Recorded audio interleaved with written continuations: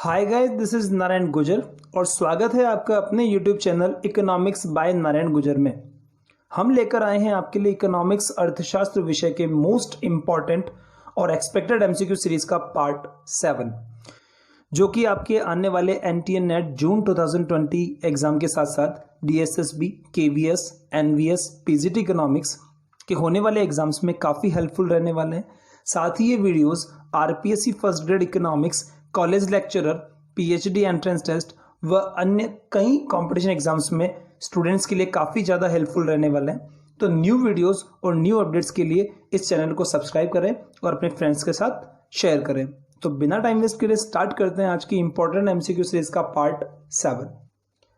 तो आज का पहला सवाल है, बैंक दर से क्या तात्पर्य है?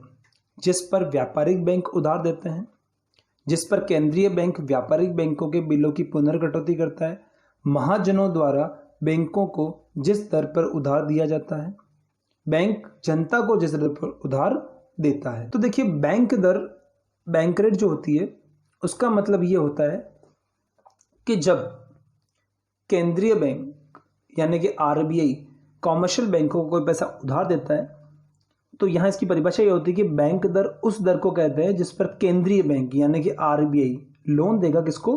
व्यापारिक बैंकों को विनिमय बिलों की पुनर्कटौती करता है। और भारत में जो ये काम है वो आरबीआई करता है। तो यहाँ पर जो बी ऑप्शन है वो आपका राइट आंसर हो जाएगा, जिस पर केंद्रीय बैंक व्यापारिक बैंकों के बिलों की पुनर्कटौती करता है। तो आपका जो राइट आंसर है वो ये हो जाएगा ऑप्शन नंबर बी, जिस पर केंद्रीय बैंक व्यापारिक बैंकों के बिलों की पुनर्कटौती करता है। बढ़ते हैं अगले प्रश्न की ओर। निम्न में से कौन सा साख नियंत्रण का गुणात्मक उपाय नहीं है? देखिए, साख नियंत्रण के आरबीआई के दो उपाय होते हैं, एक होता है मात्रात्मक और एक होता है गुणात्मक। मात्रात्मक जिसे बोलते हैं क्वांटिटेटिव अप्रोच, जिसमें दो रेट आती है, बैंक रेट और रेपो रेट, दो रेशियो आते हैं, सीआरआर, एसएलआर, और एक आता है खुले बाजार की क्रियाएं, ये आता है मात्रात्मक में, मात्रात्मक क्वांटिटेटिव। दूसरा होता है गुणात्मक। गुणात्मक के अंदर आता है साख की राशनिंग, नैतिक दबाव, प्रत्यक्ष कार्रवाई। यहां पूछ रहा है गुणात्मक उपाय नहीं है, अर्थात मात्रात्मक कौन सा है? खुले बाजार की क्रियाएं। खुले बाजार की क्रियाओं से मतलब ये होता है जहां पर आरबीआई अपनी सिक्योरिटीज को मार्केट में बेचता है या मार्केट सिक्योरिटीज को खरीदता है। तो जहां प्रतिभूतियां बाजार में खरीदी बेची जाती है, तो ऐसे ऑप्शन को बोलते हैं खुले बाजार की क्रियाएं, जो कि साख नियंत्रण का मात्रात्मक उपाय है, गुणात्मक उपाय नहीं है। आपका राइट आंसर हो जाएगा ऑप्शन नंबर सी, खुले बाजार की क्रियाएं। अगला प्रश्न, केंद्रीय बैंक का निम्न में से कौन सा प्रमुख कार्य है? नोट निर्गमन करना, बिल्कुल सही। जनता से सीधा धन जमा करना, बिल्कुल नहीं। जनता को ऋण देना, यह केंद्रीय बैंक के कार्य है ही नहीं। उपरोक्त सभी, अर्थात आपका राइट आंसर हो जाएगा ऑप्शन नंबर ए, नोट निर्गमन करना। मैं आपको बता दूं कि भारत में जो नोट निर्गमन की जो प्रक्रिया है वो मिनिमम रिजर्व सिस्टम पे काम करती है, न्यूनतम कोष प्रणाली। इसके अंतर्गत 200 करोड़ का, कितने का? 200 करोड़ का मिनिमम रिजर्व रखा जाता है। इस 200 करोड़ में से 115 करोड़ का गोल्ड है और 85 करोड़ की फॉरेन सिक्योरिटीज हैं। ये मिनिमम रिजर्व रखे भारतीय जो केंद्रीय बैंक है आरबीआई, वो नोट निर्गमन करता है। अगला सवाल, भारत का केंद्रीय बैंक है, सबको पता है कि भारत का जो केंद्रीय बैंक है वह है भारतीय reserve bank, option number B, RBI. RBI की स्थापना हुई थी 1 अप्रैल 1935 को as a private bank. Reserve bank of India act 1934 के तहत 1935 में इसकी स्थापना हुई थी कोलकाता में। फिर इसको बॉम्बे शिफ्ट किया गया 1937 में। 1937 में ये बॉम्बे शिफ्ट हो गया था। इसका बाद में नेशनलाइजेशन अर्थात राष्ट्रीयकरण कर लिया गया था और इसका राष्ट्रीयकरण हुआ था 1949। 1949 में आरबीआई का नेशनलाइजेशन हुआ है। ठीक है। अगला प्रश्न, 1 रुपए के नोट पर किसके हस्ताक्षर होते हैं?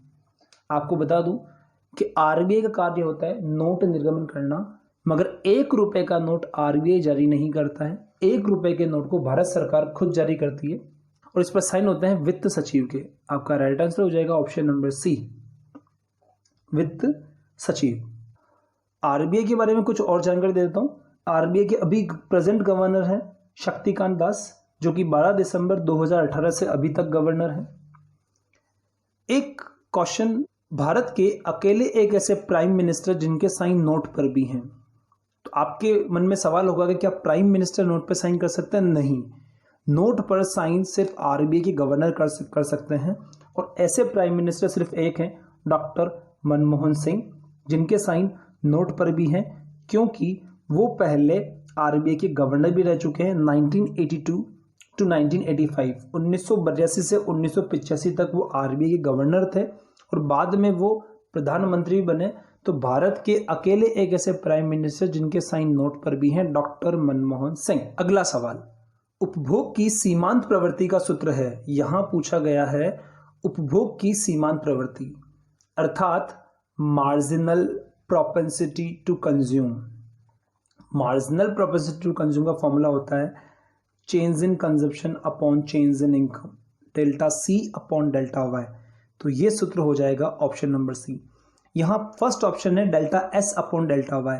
Delta S upon delta Y formula होगा एम पी एस का, अर्थात मार्जिनल प्रोपेंसिटी टू सेव, यानी कि बचत की सीमांत प्रवृत्ति।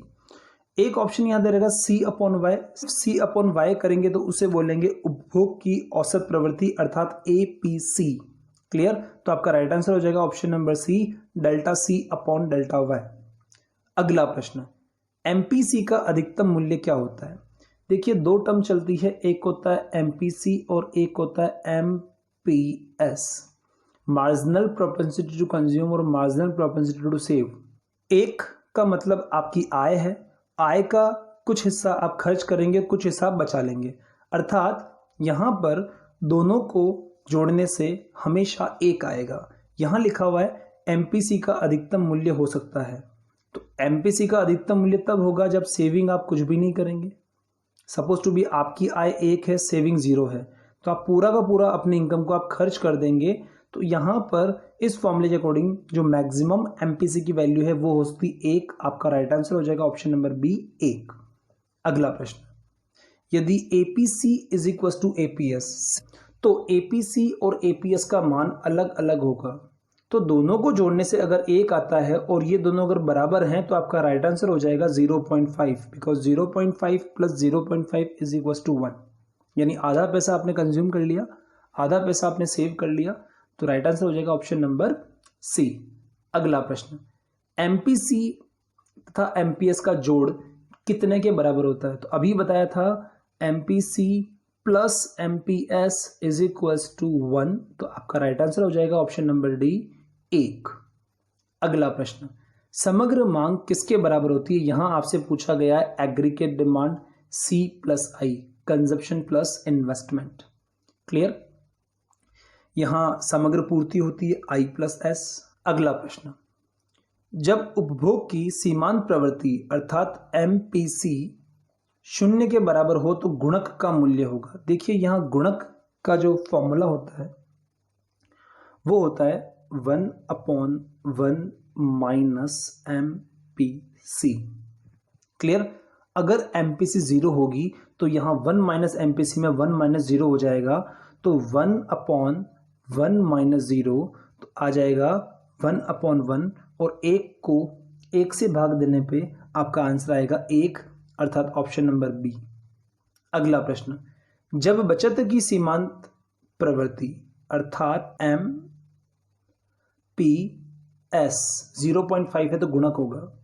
अभी मैंने आपको बताया था कि M P S plus M P C बराबर 1 होता है। अगर मुझे एम पी एस निकालना है तो मैं ये भी लिख सकता हूँ 1 minus M P C. Clear? इसका मतलब 1 माइनस एम पी सी किसके बराबर होता है? एम पी एस के बराबर होता है। गुणक का एक सूत्र है 1/1 माइनस एम पी सी। अब यहाँ पर एम पी सी नहीं है, एम पी एस है, कोई दिक्कत नहीं। 1/1 माइनस एम पी सी, तो 1 माइनस एम पी सी को एम पी एस भी बोलते हैं, तो 1/MP लगा दीजिए। 1/0.5, इसको सॉल्व करेंगे तो आंसर आएगा 2, अर्थात आपका आंसर हो जाएगा ऑप्शन नंबर बी, 2। गुणक का सूत्र निम्न में से क्या है? मैंने अभी आपको बताया था 1/1 माइनस MPC। ये नहीं होता है, ये भी नहीं होता है और ये भी नहीं है। 1/1 माइनस MPC या फिर यहाँ इसका ऑप्शन एक और हो सकता है 1/MPS। क्लियर? अगला सवाल, रोजगार की गुणक अवधारणा किसके द्वारा प्रतिपादित की गई? आपके ऑप्शन है Richard Goodwin, J.M. Keynes, J.S. ड्यूसनबरी, R.F. काहन। तो जो रोजगार की गुणक अवधारणा दी है वो दी है R.F. काहन ने। तो देखिए R.F. काहन ने रोजगार की गुणक अवधारणा दी है 1931 में, जबकि 1930 की जो महामंदी हुई थी उस टाइम प्रोफेसर किन्स ने निवेश गुणक की अवधारणा दी थी।